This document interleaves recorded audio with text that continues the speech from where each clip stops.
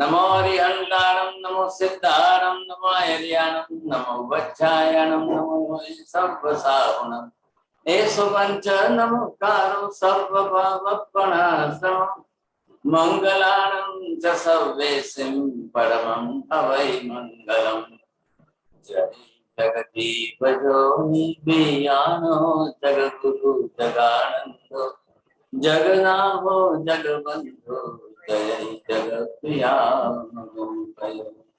जय सुयाण प्रभु देखयराणम पश्चिमो जय जय गुरुलोगानम जय महपामा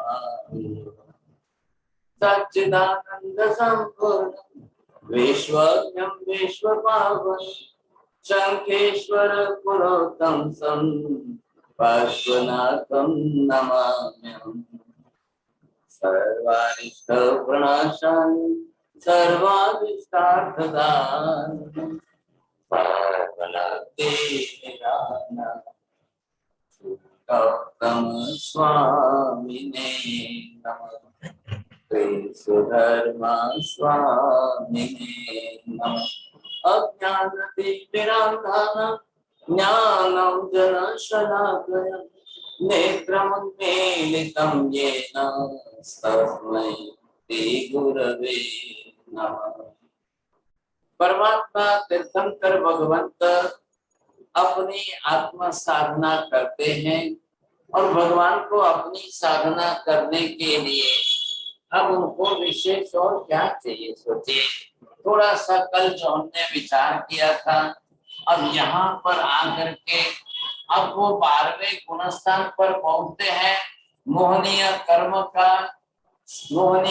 का संपूर्ण क्षय होते ही वितरागी बन जाते हैं।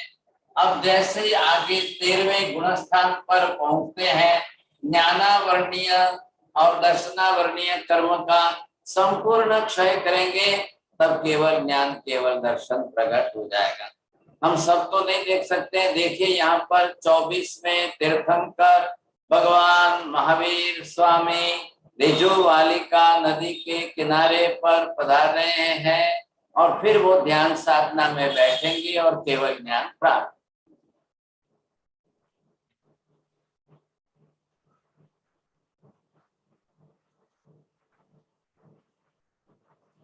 अब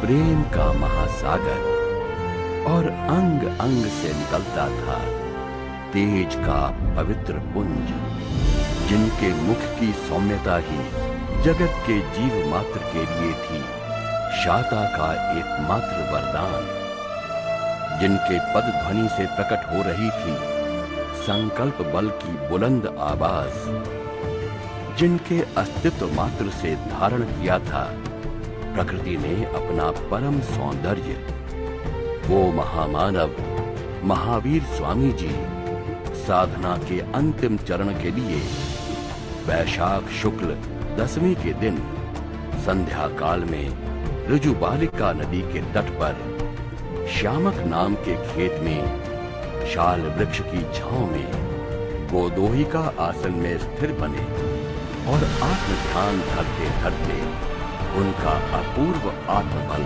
प्रकट हुआ और 4 घाती कर्मों के क्षय से संपूर्ण ज्ञान यानी केवल ज्ञान की प्राप्ति हुई, अर्थात तीनों लोक को जानने वाले भगवान बने।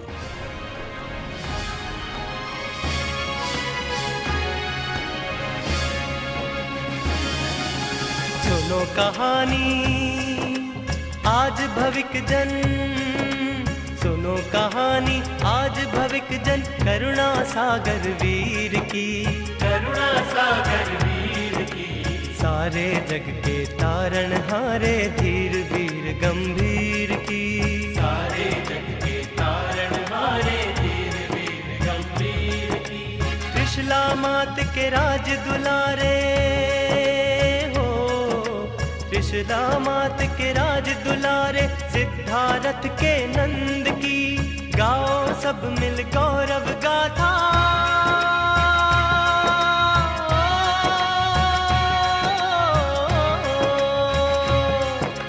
गाओ सब मिल गौरव गाथा आज प्रभु महावीर की।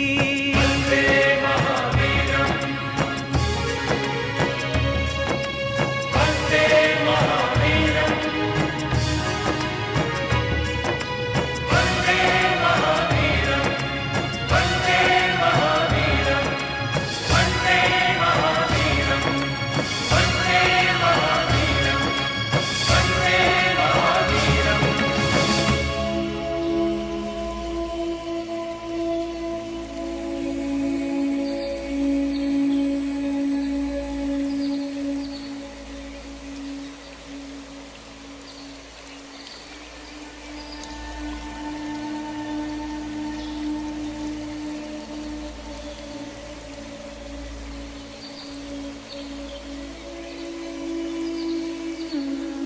भगवान महावीर को केवल ज्ञान मिलते ही प्रकृति भी झूम उठी।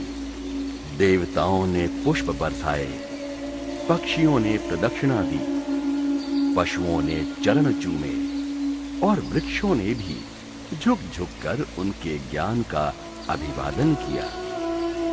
केवल ज्ञान मिलते ही पूरा विश्व परमात्मा को साफ दिखाई दे रहा था। अपने केवल ज्ञान के प्रकाश में अंधकार के प्रति रोशनी तुल्य त्रिभुवन तारक परमात्मा को पूरे ब्रह्मांड का जो स्वरूप दिखाई दिया वो था 14 राजलोक। तो चलिए भगवान की ही आंखों से अपनी इस अनजानी दुनिया को पहचाने। अंदर का जीव चिल्लाता है, तब परमाधामी देव अथवा नर्क के जीव उसके शरीर के सैकड़ों टुकड़े करके एक एक टुकड़े को बाहर निकालते हैं। सभी जीवों के शरीर में आए। अब जैसे प्रभु शुक्ल ध्यान की कक्षा में आए और शुक्ल ध्यान के 2 चरण पूर्ण होते ही यहाँ पर भगवान को केवल ज्ञान केवल दर्शन प्राप्त होता है।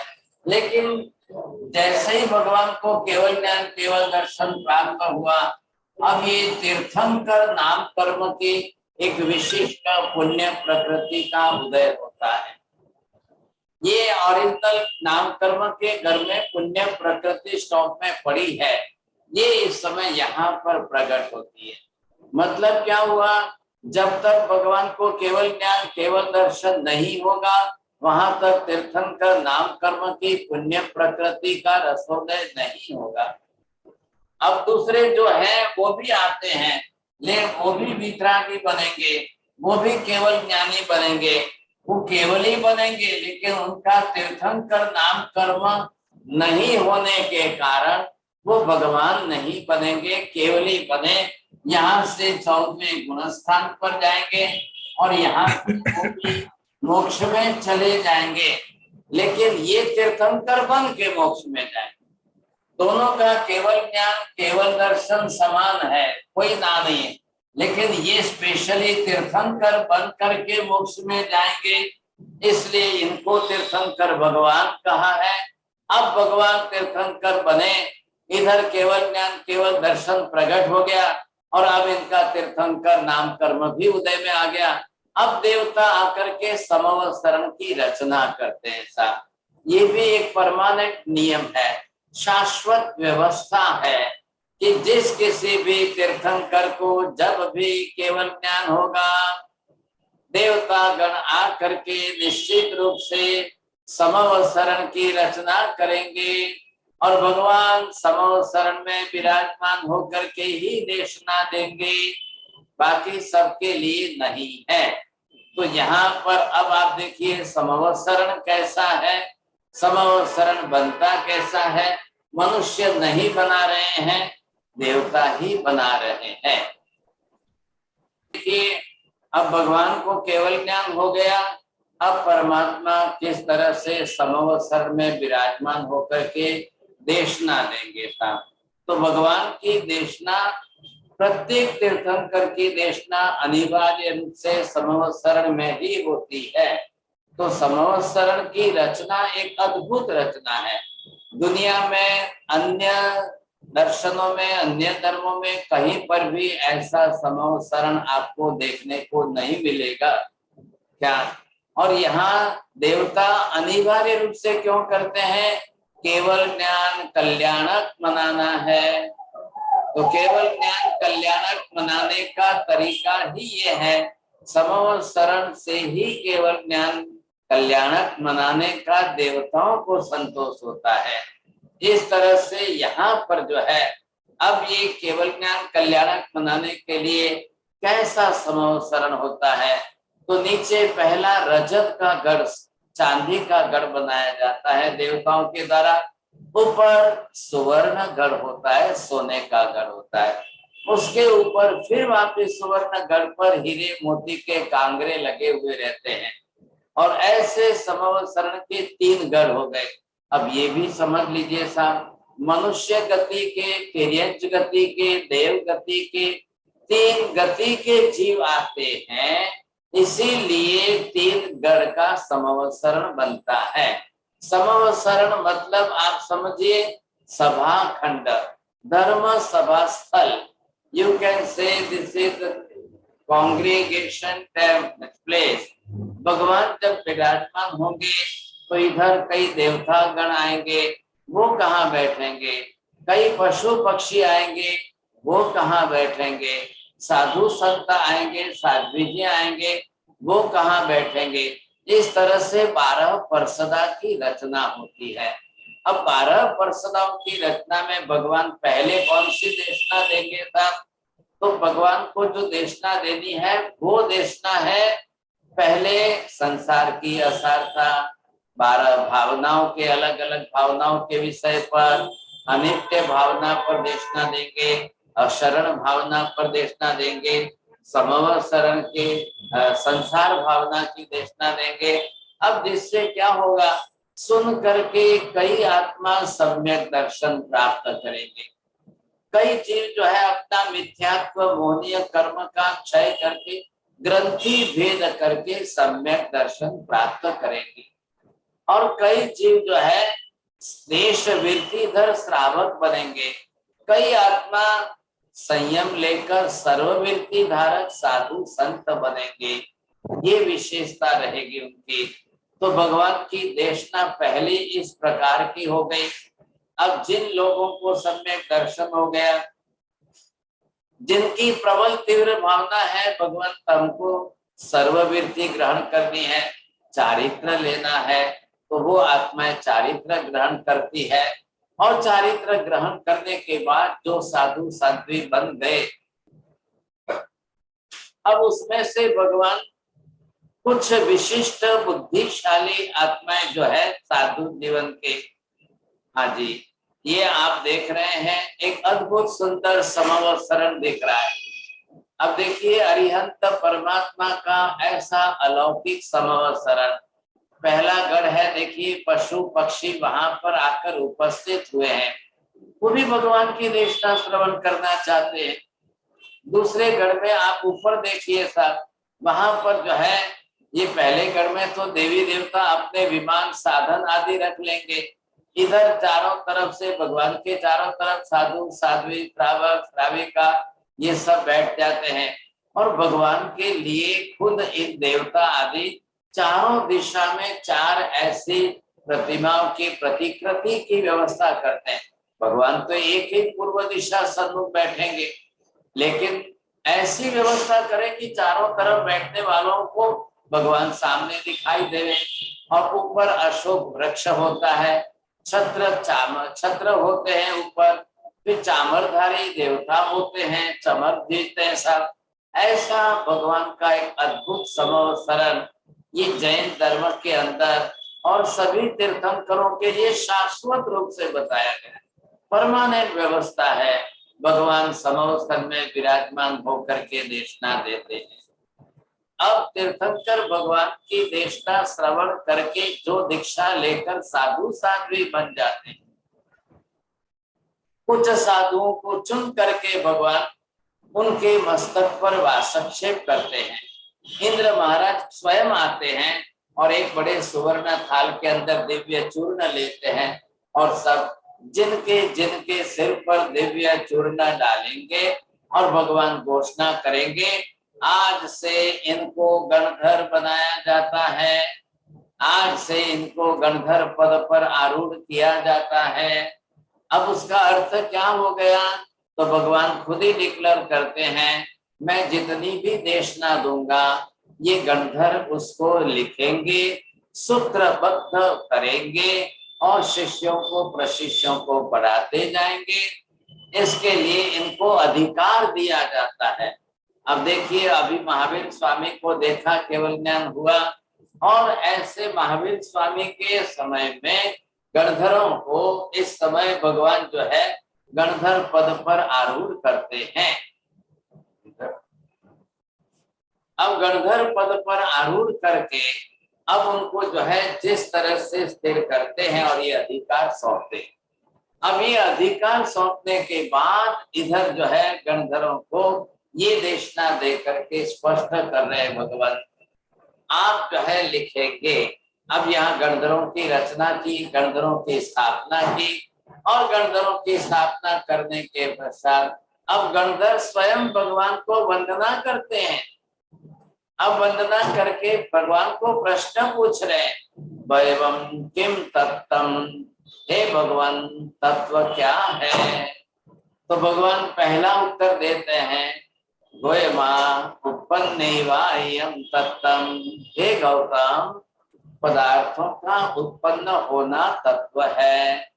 फिर इंद्रभूति आदि 11 गणधर दूसरी प्रदक्षिणा देते हैं और दूसरी प्रदक्षिणा देकर फिर प्रश्न पूछते हैं, वयवम किम तत्तम, हे भगवान तत्व क्या है? अब भगवान दूसरे क्रम के उत्तर के अंदर विगमैवायं तत्तम, जैसे पदार्थ उत्पन्न होते हैं वैसे ही पदार्थों का व्यय होना भी यही तत्व है। फिर इंद्रभूति गौतम आदि तीसरी प्रदक्षिणा देते। अब तीसरी प्रदक्षिणा दे करके अब वो जो है तीसरा प्रश्न पूछते हैं, वयवम किम तत्तम, हे भगवान तत्व क्या है? तब भगवान तीसरी बार उत्तर देंगे, हे गौतम ध्रुवैवायं तत्तम, अब पदार्थों का ध्रुव रहना, नित्य रहना ही तत्व है। अब ये जो 3 शब्द का प्रयोग किया है, ये 3 शब्द का नाम यहाँ पर ये दिया जाता है, इसलिए इसको नाम दिया है त्रिपदी। ये परमानेंट व्यवस्था है, मैं बता रहा हूं आपको। सभी तीर्थंकर इसी तरह से त्रिपदी की देशना पहले देंगे।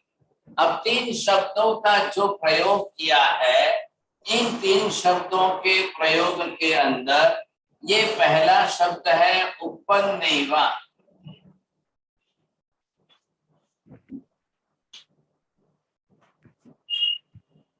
अब उत्पन्नैवा का ये पहला शब्द प्रयोग करने के बाद वा दिया है। इट शोज कि भगवान अभी तीसरा और कुछ कहना चाहते हैं। तो इधर दूसरा शब्द जो आया है विगमैवा,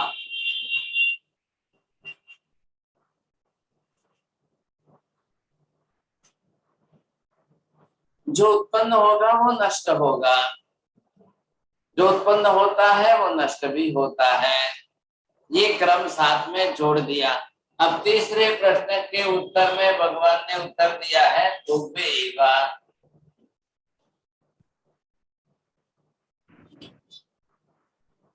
भगवान कह रहे हैं कि उत्पन्न भी होता है, व्यय भी होता है और परमानेंट भी रहता है।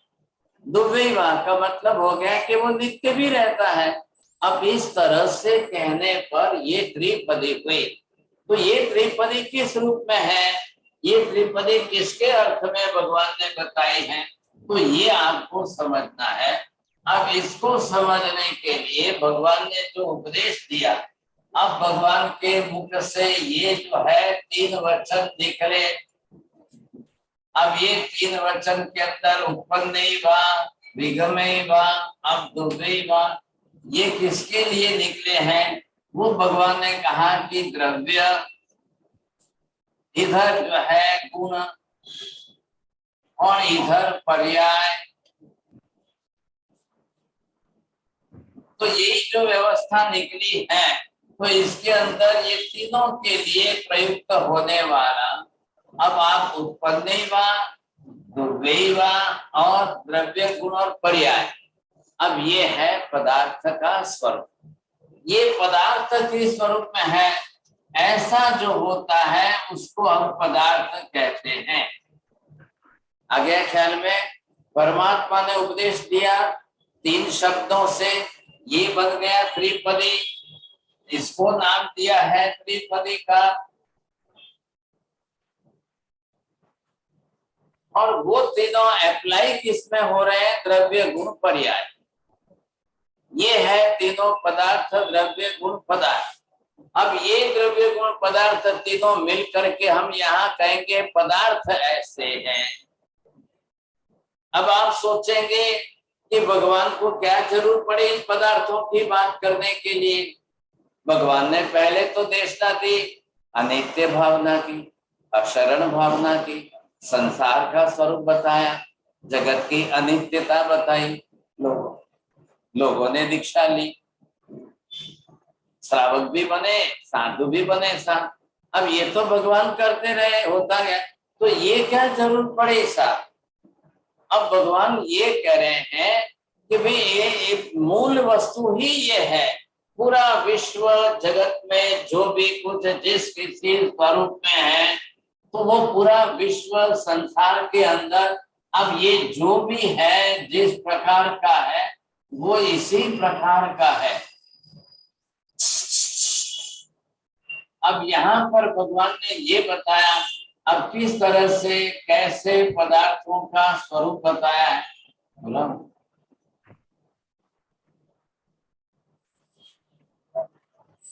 अब ये बता दिया, फिर इसके अंदर ये पदार्थ स्वरूप बता दिया, अब ये स्वरूप जो है जिस तरह से बताया, इसके अंदर जो है कैसे तत्व, अब ये कैसे पदार्थ किस प्रकार से कैसे बताए, तो ये पूरा जगत स्वरूप ये द्रव्य पदार्थात्मक है, इसका वर्णन त्रिपदी के रूप में, और इसके जनक परमात्मा स्वयं। आ रहा है ख्याल में आपको? इधर भगवान को केवल ज्ञान, केवल दर्शन जो हुआ है, अब इससे भगवान को देशना देनी है, ये त्रिपदी के रूप में देशना दी, इससे इन पदार्थों को स्पष्ट किया। और ये पदार्थ पूरा विश्व स्वरूप है, लोक स्वरूप है। अब इसके अंदर सब आ गए। आज भगवान की पहली देशना, अब पहली देशना में त्रिपदी देकर पदार्थों का स्वरूप किया, स्पष्ट किया, सब कुछ इसमें आ गया। अब इसी को डिटेल करके भगवान पूरी तरह से स्पष्ट करते जाएंगे, करते जाएंगे, करते जाएंगे। अब इसमें से जो पदार्थ आए उसमें ये एक आकाश द्रव्य है, इधर आप दूसरा देख रहे हो, ये एक द्रव्य हुआ, ये दूसरा धर्मास्तिकाय है, ये तीसरा जो है अधर्मास्तिकाय है, ये आपको अंदर दिखने वाले जो एटम दिख रहे हैं ये चौथा है पुद्गलास्तिकाय है, और ये अंदर दिख रहे हैं ये 5वां जीवास्तिकाय है। ये 5 अस्तिकायात्मक ये द्रव्य हैं।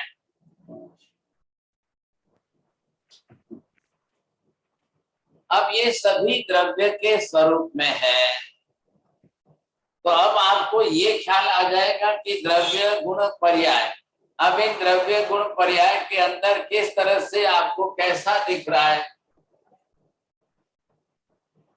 चित्र सिद्धू करो। ये जो है अब भगवान की त्रिपदी हुई, तीनों शब्द से आप समझ गए। अब ये त्रिपदी जो है द्रव्य स्वरूप को स्पष्ट कर रही है, आलू 6 चित्र।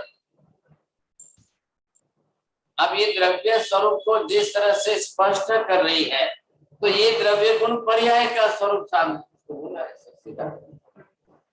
अब ये पूरा जगत का स्वरूप बन गया साहब। अब पूरा जगत यहाँ पर इस स्वरूप में सामने आया है। अब ये स्वरूप जो है, अब इसमें सब कुछ आ गए। अब महावीर स्वामी 30 बरस तक देशना देंगे।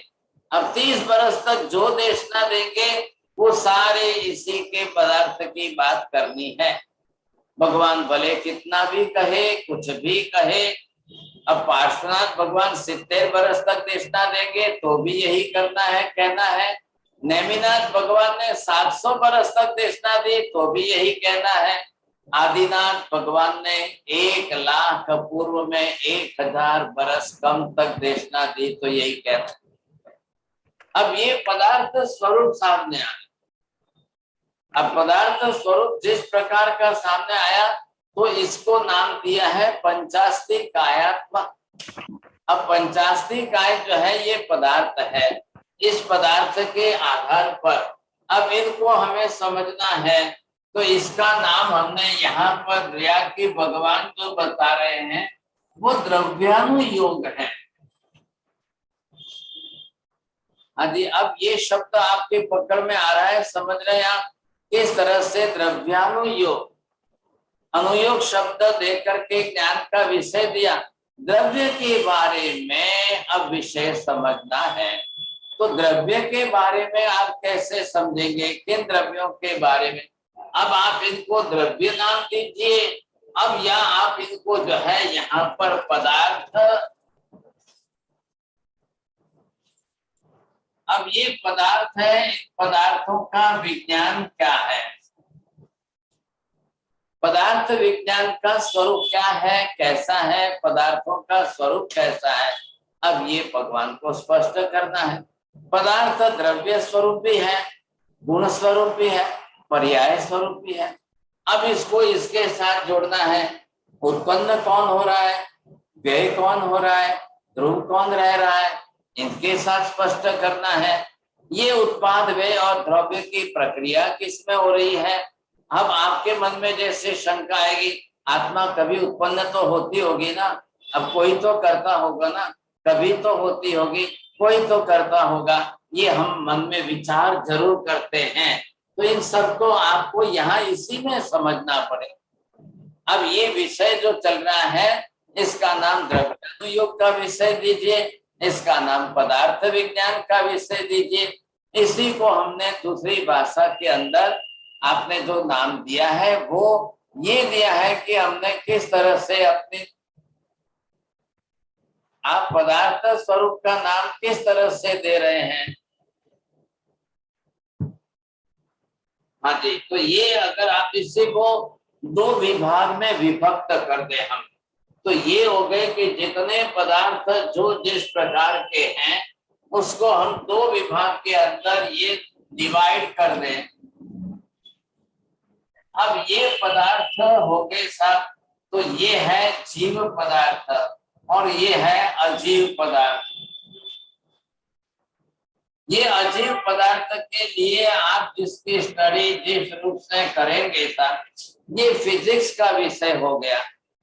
और जब अजीव के साथ में हम जीव का भी विचार करेंगे, अकेले अजीव का नहीं, क्योंकि अजीव के अंदर आप किस किस पदार्थ को, आकाश भी अजीव है, धर्मास्ति काय भी अजीव है, अधर्मास्ति काय भी अजीव है, उद्गल भी अजीव है। ये चारों पदार्थ अजीव पदार्थ हैं। फिजिक्स के अंदर इन सब का अभ्यास हमको करना है, क्योंकि जगत पूरा इस रूप में है।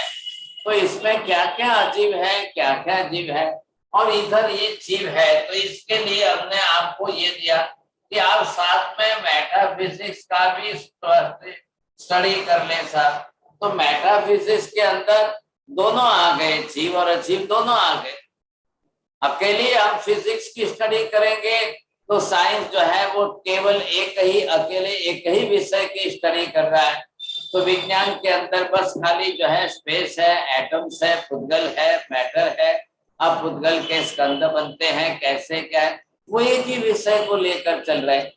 केवल ज्ञानी महावीर यहाँ पर आपको ये कह रहे हैं कि भाई अजीव एक ग्रुप है पदार्थ का, जीव भी दूसरा ग्रुप है।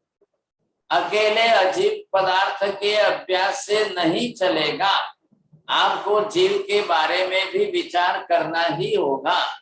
Science is ready only to do the physics and according to that the physical body, so they are thinking about only the particular body, अब वो जीव मर भी गया, जीव छोड़कर निकल भी गया, तो भी डेड बॉडी को वेंटिलेटर पर रख लेते हैं।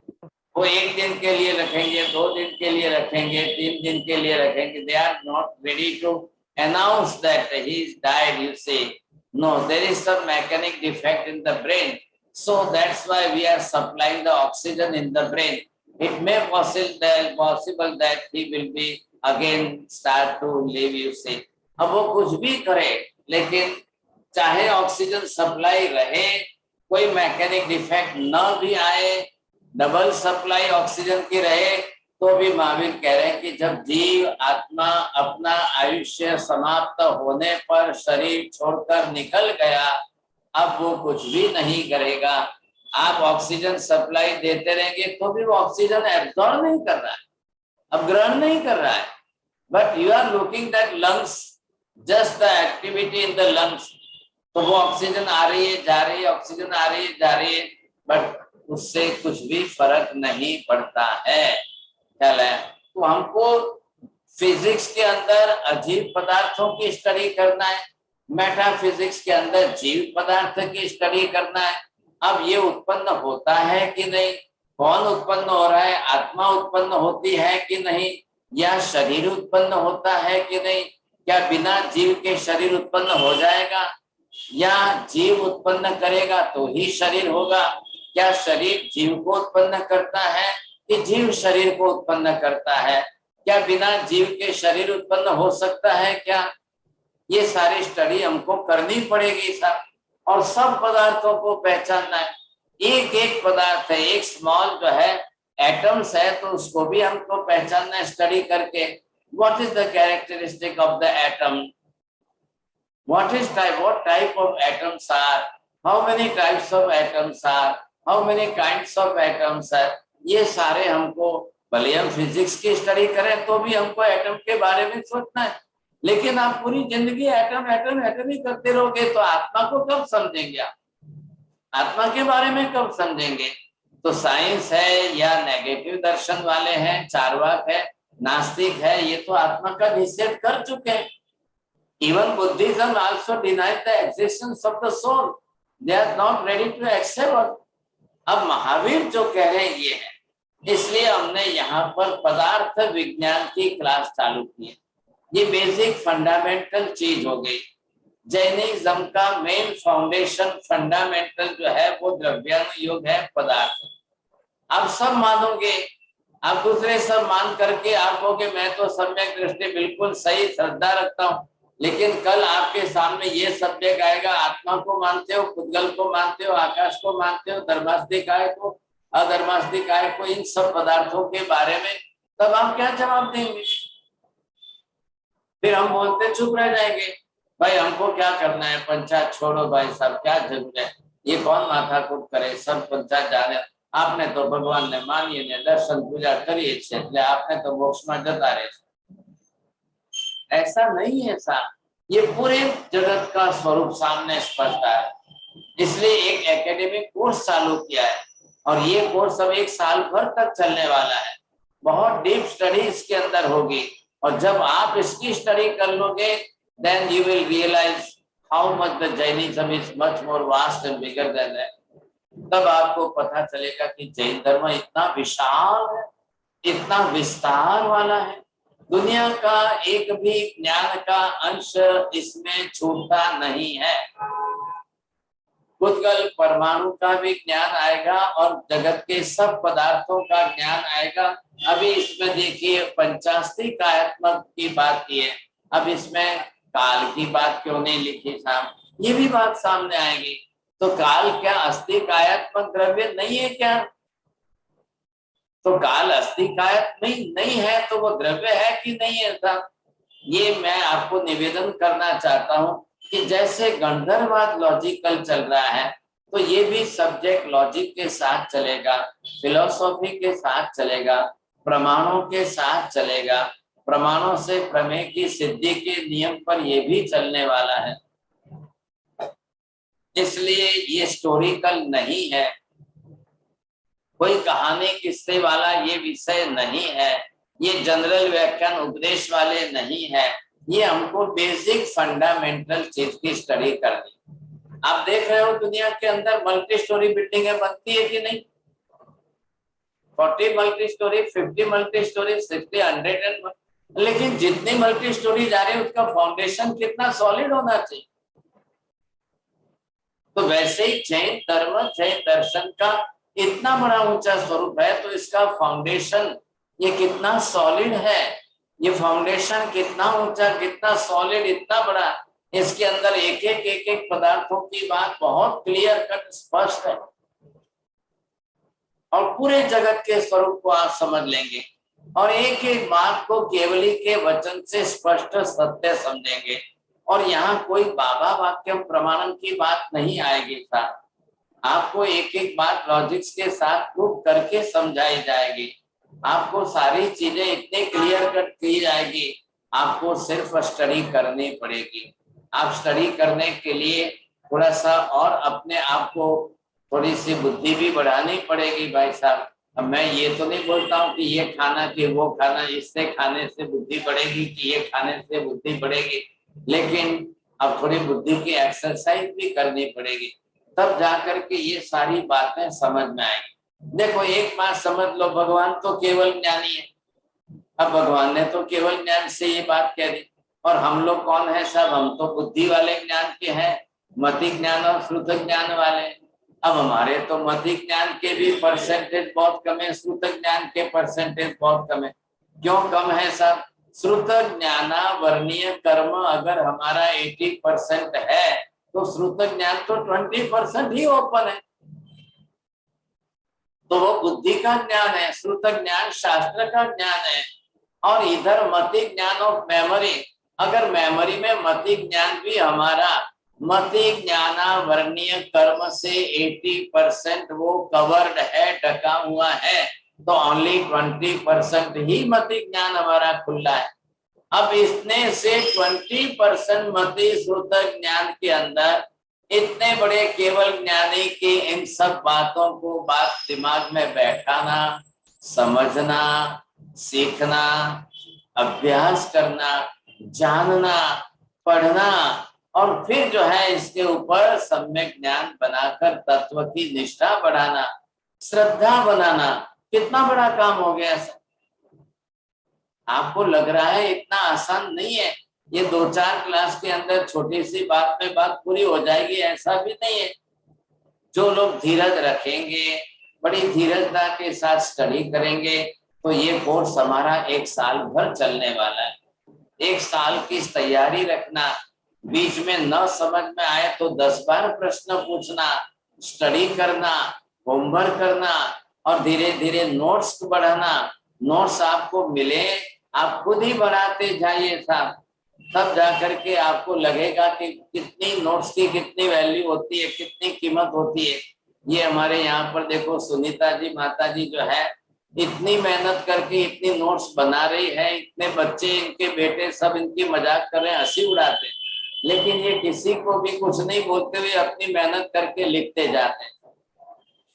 अब सोच लीजिए आप, इतने बुजुर्ग हैं लेकिन अपनी मेहनत पूरी चालू रखी है, हंसी उड़ाए तो भी ठीक। अब जिनको वैल्यू नहीं है तो बात अलग है, तो कर तो रहे, स्टडी तो कर रहे हैं, समझे कि अब इन्होंने नोट्स बनाई, लिखी, अब दूसरे मांग रहे हैं, अब दूसरों को भेज रहे हैं, तब इनको वैल्यू समझ में आ रही है। कितनी बड़ी कीमती चीज मिल रही है साहब, कितनी बड़ी कीमती चीज मिल रही है। तो ये बहुत बड़ा काम होगा आपके लिए। और जब ये नोट्स बन जाएगी आपके लिए, आप सामयिक लेकर बैठेंगे, तब स्वाध्याय कितना अच्छा होगा। और भगवान के एक एक वचन पर, एक एक तत्व पर, एक एक बात पर, एक एक शब्द पर अब इतने विस्तार की बात आएगी, तब आपका दिमाग चक्कर खाएगा कि वो इतनी बड़ी बात। कभी आप सोचिए तो सही, 30 बरस तक महावीर ने क्या देशना दी होगी, और प्रतिदिन के 3 घंटे सुबह, 3 घंटे शाम को, 1 प्रहर सुबह, 1 प्रहर शाम को, तो 2-2 प्रहर मतलब 6-6 घंटे। अब कितना जगत को ज्ञान दिया, कितना जगत को ज्ञान दिया और कितना ऊंचा ज्ञान दिया। और वो सभी गणधर भगवंत बैठकर नोट्स करते रहे और शॉर्ट फॉर्म में सूत्र बनाते रहे। आज इस बात को तो 2500 बरस बीत गए। अब ये आज हम लोग यहाँ स्टडी करना चालू कर रहे हैं, आप लोग सीखेंगे समझेंगे तब आपको रियलाइज होगा, अरे बाप रे इतना बड़ा गहरा ज्ञान है।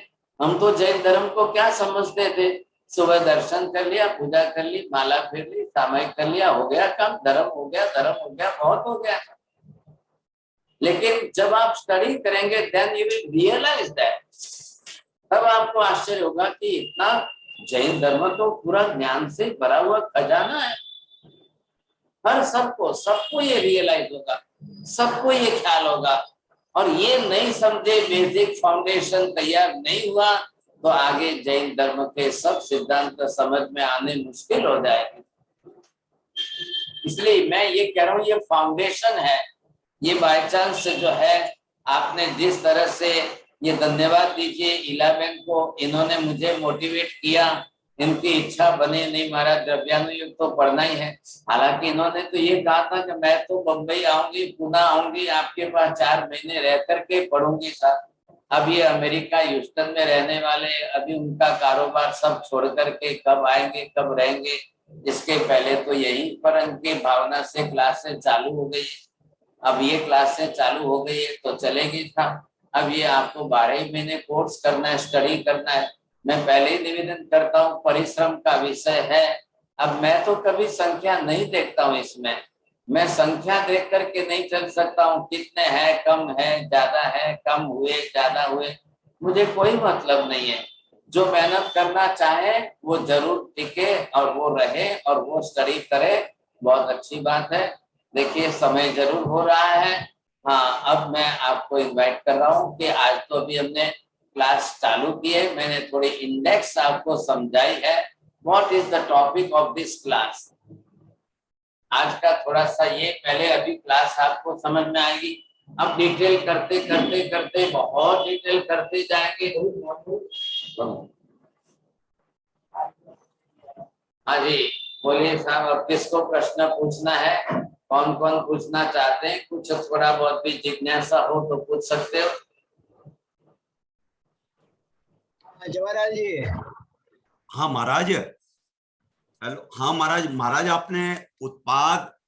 आपने बताया तिरुपति का उत्पाद व्यय और द्रव्य, और महाराज द्रव्य का भी गुण होता है, द्रव्य में भी गुण और पर्याय होता है। तो पर्याय जो शब्द है वो तो उत्पाद व्यय का ही तो सूचक है महाराज। हाँ, अब ये आगे आने ही वाला है, अब आप जल्दीबाजी मत करिए। आगे आगे आगे जैसे द्रव्य गुण पर्याय की बात करेंगे, वो कैसे क्लियर होता है, बहुत छोटे शब्दों में इसका उत्तर नहीं है। मुझे आपका प्रश्न एक लाइन का है, मुझे समझाने में 1 घंटा लगेगा सर। ठीक है महाराज, आप बहुत आगे आएगा, धन्यवाद। चलो सुनीता जी आप बोलिए। साहब जी, एक तो आप बहुत, मैं सबसे पहले बहुत बहुत आपकी महती कृपा, जो आपकी ये क्लासेस हमको मिल रही हैं, आप इतनी मेहनत कर रहे हो और हमारा बहुत बहुत सौभाग्य कि हमको ये मिल रहा है। तो इसके लिए मैं बहुत बहुत धन्यवाद, आभार, महती कृपा आपकी। और साहब जी इसके अंदर मेरे को पता है कि वो विषय थोड़ा सा बड़ा होगा, पौद्गलिक सेंसर जो गंधर्वाद में आया था, वो चीज मुझे थोड़ी समझ में नहीं आई, वो आगे जब भी आएगा तो उसको समझना चाहूंगी। साइंस को मैं लेकर के जब क्लियर करूंगा तो मैं मॉडर्न साइंस के फिजिक्स के अंदर अब उन्होंने किस तरह से सेंसर जो है वो बनाए हैं, तो आपने पहले ध्यान दिया वर्ण गंध रस स्पर्श। अब स्पर्श के अंदर का एक सब्जेक्ट है कि वो लेकर उसको सेंसर बना रहे।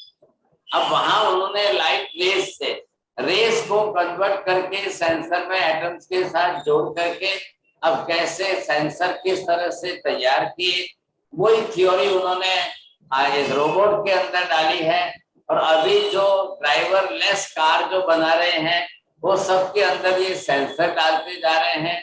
आपके बिल्डिंग में या स्ट्रीट के अंदर जहां लाइटें डालेंगे वहां एक सेंसर बिठा देंगे, आप आएंगे तभी स्विच ऑन होगा, लाइट जलेगी, आप चले जाओगे तो लाइट बंद हो जाएगी।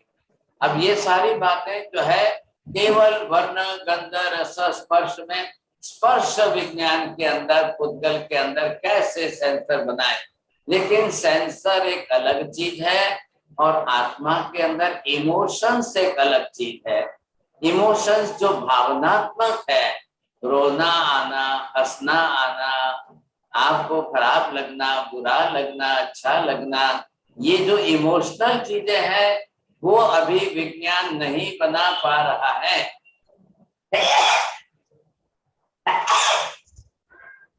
सेंसर से किसी को हंसना आना, सेंसर से किसी को रोना आना, या सेंसर से इमोशनल हो जाना, 10 बरस के बाद खोया हुआ बेटा मिल जाए तो माँ का इमोशन कैसा होता है, ये कोई सेंसर से या रोबोट के अंदर पॉसिबल नहीं है। ऐसा ख्याल है आपको?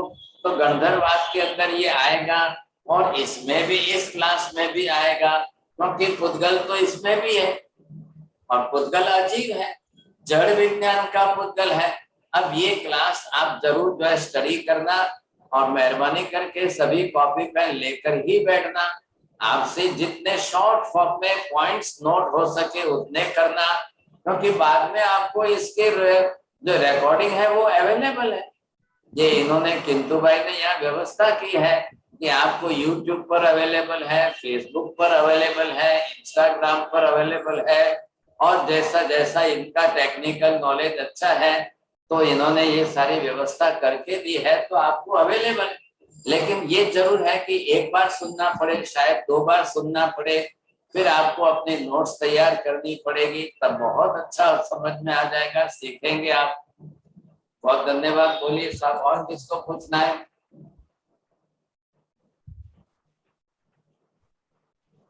हाँ जी, और किसी को पूछना है? मथिन वंदामी, मुझे सवाल है। पहली देशना कहते भगवान की सक्सेस नहीं हुई, तो वो कौन सी देशना थी? जिसको हम पहली देशना, मतलब महावीर स्वामी की भी पहली देशना वैशाख शुदी दशम के शाम को जो है हुई थी। लेकिन उस समय पहली देशना में भगवान ने संसार की असारता का उपदेश वगैरह तो यही दिया था, लेकिन सामने श्रोतागण में केवल देवता ही देवता थे और उनको, देवताओं को उस समय कोई ऐसा दीक्षा लेने का भाव तो नहीं जग सकता है, इसलिए कह दिया कि महावीर स्वामी की देशना निष्फल गई। और वही देशना भगवान ने 12 घंटे बाद सुबह में वैशाख शुदी 11 के दिन अपापा पूरी नगरी में दी, और वहां 4411 के रूप में दीक्षा होती। तो ठीक है, वो पहली देशना हो, दूसरी देशना हो, तीसरी देशना हो, contents are one and the same, लेकिन सामने कौन वर्ग है, किसको कैसे परिणाम जगे कि नहीं जगे, वो देखना है। जी हाँ, हाँ बोलिए। हाँ जी, जूम यूजर, आपका नाम नहीं है, आपने हाथ ऊपर किया है, बोलिए।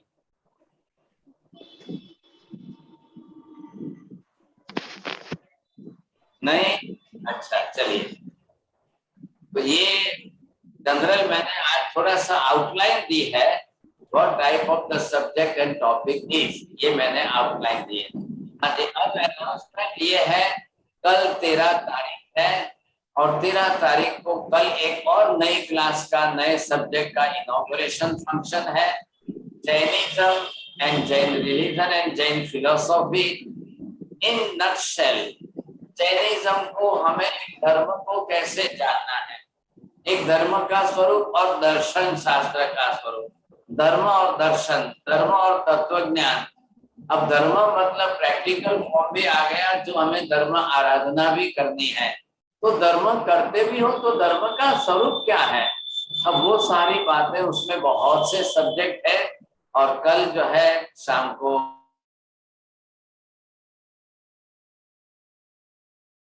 म्यूट हो गया महाराज साहब, सुनाई नहीं दे रहा है।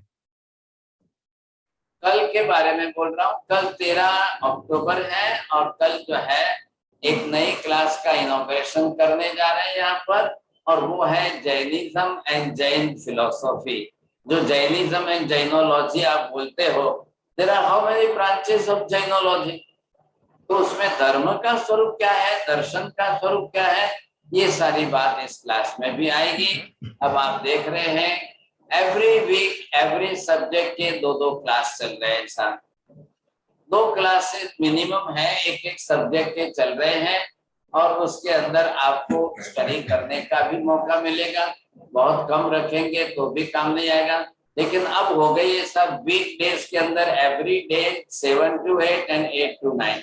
अब डबल क्लासें चलने वाली है और जिनको स्टडी करना है वही जुड़िए।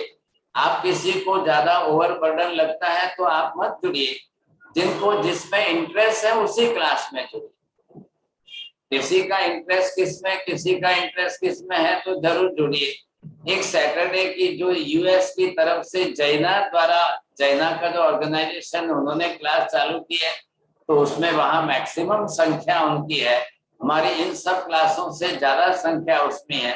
तो मैं इंडिया के लोगों को निवेदन करता हूं कि आप उसमें मत जुड़िए, आपके लिए यहाँ पर बहुत सारी क्लासें हैं, आप इसमें स्टडी कर सकते हो। धर्म लाभ सबको।